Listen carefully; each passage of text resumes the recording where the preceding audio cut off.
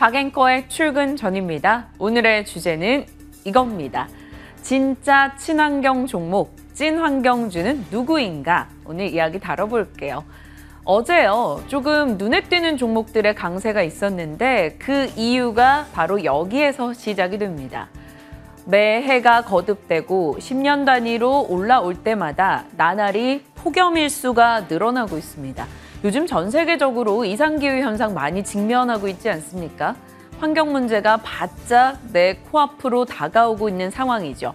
그래서 이제는 탄소 배출 관련한 종목들이 올라가고 있습니다. 어제 올라간 상승률을 좀 체크를 해보면요. 에코프로 HN이 12% 어제 상승했고요. 휴캠스, 에코바이오, 후성, KC코트레 등의 종목들이 모두 올랐습니다. 사실 에코프로 HN을 제외하고는 나머지 종목들은 올해 연간 상승률로 놓고 봤을 때는 참 부진했거든요. 부침이 컸었습니다. 그랬는데 어제 이들 종목이 동반해서 상승을 보였던 것은 이 이슈가 자리하고 있었기 때문이죠. 이슈터브 형식 질문 던져봅니다. 탄소 국경세, 그게 뭐야? 자국 제품보다 탄소를 더 많이 배출하는 수입품에 부과하는 일종의 관세, 일종의 페널티가 되겠습니다. 좀 더 쉽게 생각을 해볼까요? 좀 더 쉽게 설명 넘겨보면 국내 기업이 유럽으로 만약 자동차를 수출합니다. 그런데 유럽에서 이렇게 판정을 하는 거죠.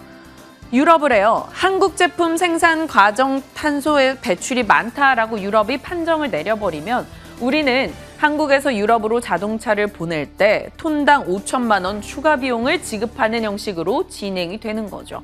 한마디로 너네 탄소 배출 많잖아, 돈 더 내, 이렇게 되는 겁니다. 그러면 수출 경쟁력은 떨어질 수밖에 없겠죠. 어제 이 이슈가 부각이 되면서 관련한 종목이 올랐던 건데요. 바로 유럽 관련 이야기입니다. 유럽이 탄소 국경세를 발표한다는 소식이 있었죠. 현지 시간 14일 피포 55를 발표합니다. 피포 55는 2030년까지 1990년 배출량의 55%까지 이 온실가스를 줄인다라는 건데 그를 위한 입법 패키지입니다. 이 안에 탄소 국경세 관련한 법안 초안이 공개될 예정인데요. 그러면 탄소 국경세가 지금 당장 적용되는 건가? 그건 아닙니다. 초안에 따르면요, 2023년 전기, 시멘트, 철강 제품에 탄소 국경세 적용시키고 2026년엔 전면 산업에 도입을 하겠다라는 계획인데요. 어찌됐건 탄소 국경세가 부각이 되고 이게 확정이 되는 이슈라면 당연히 국내 산업에는 부담이 될 수밖에 없습니다. 대외경제정책연구원이 EU 탄소 국경세 부과 시 한국은 연간 1조 원 이상의 추가 비용이 부담된다라고 이야기를 했죠. 철강, 석유화, 기계, 장비 등 이 수출, 탄소 배출이 많은 산업들은 당연히 타격이 있겠죠. 가격 경쟁력 훼손에 대한 우려도 분명 안고 있습니다. 그러다 보니 탄소 배출권 혹은 탄소 배출 저감 장치 이런 쪽의 기업들에 대한 관심이 올라가고 있는 거죠. 그래서 관련주들을 정리를 해봤더니요. 휴캠스, 국내 탄소 배출권 판매 1위 사업하고 있고요. 한솔홈데코, 이건산업 탄소 배출 리스 사업합니다. 후성은 탄소 배출권 사업과 온실가스 저감 시설 하고요. KC코트렐 이산화탄소 포집 기술 갖고 있고요. 에코바이오도 탄소 배출권 관련한 테마주로 많이 엮입니다. 그리고 에코프로 HN이 있죠. 이들 다른 업체들 같은 경우는 기존에 본업이 있습니다. 본업이 있고 그 가운데 탄소 배출 사업을 하고 있는데 전체 매출 비중에서 탄소 배출 비중이 적습니다. 그런데 에코프로 HN은 전체 매출이 전부 다 환경과 관련된 사업이라서 오늘 조금 정리를 해보고자 합니다. 에코프로 HN 뭐 하는 기업이야? 에코프로에서 인적 분할된 자회사입니다. 그리고 실적이 모든 환경 사업에서 발생을 하고 있죠. 대신증권에선 지금까지 이런 기업은 없었다라는 표현을 내놓으면서 목표 주가 22만 원 6월 달 말경에 이야기를 했습니다. 에코프로 HN, ESG가 주목받는 요즘 시대에 상당히 좋은 평가를 받을 수는 있겠죠. 어떤 사업을 하고 있는지 열어볼까요? 미세먼지 저감 솔루션, LG화학, 포스코, 두산, 롯데케미칼 등등이 고객사고요.